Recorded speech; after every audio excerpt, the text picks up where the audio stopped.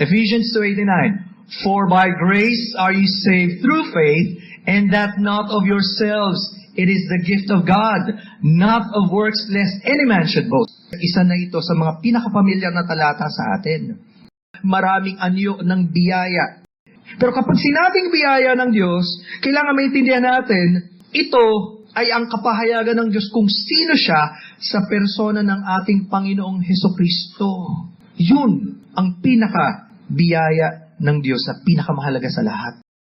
Ang konseptong ito, pinasimulan ng Diyos na ipakilala sa Old Testament pa lang. Sabi sa verse 8, Datapwat si Noe ay nakasumpong ng biyaya sa mga mata ng Panginoon. Tingnan niyo yung contrast. Kay Noe, bakit? Ano bang kakaiba kay Noe? Wala, pareho rin natin siya. Kung sino ang tao noon, ganun pa rin ang tao ngayon, makasalanan. Kaya nga, idiniin yun, si Noe ay nakasumpong ng biyaya sa mga mata ng Panginoon. Kung naging mabait si Noe, at yun ang naging dahilan kaya siya pinili ng Diyos, di hindi na biyaya yun. May dahilan pero walang dahilan, sapagat pare-parehong ang tao makasalanan. At alam niyo ang kwento. Kaya nga yung arko na ginawa ni Noe at ng kanyang mga anak ay larawan din ng Panginoong Jesucristo at ng kaligtasan niya. Bakit?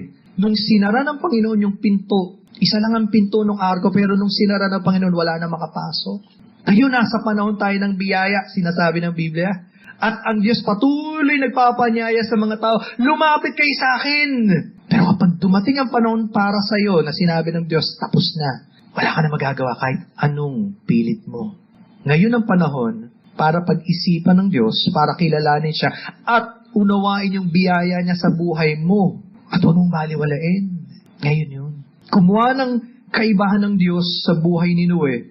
At salamat dahil nagpasimula muli ang Diyos sa pamamagitan niya ng panibagong lahi.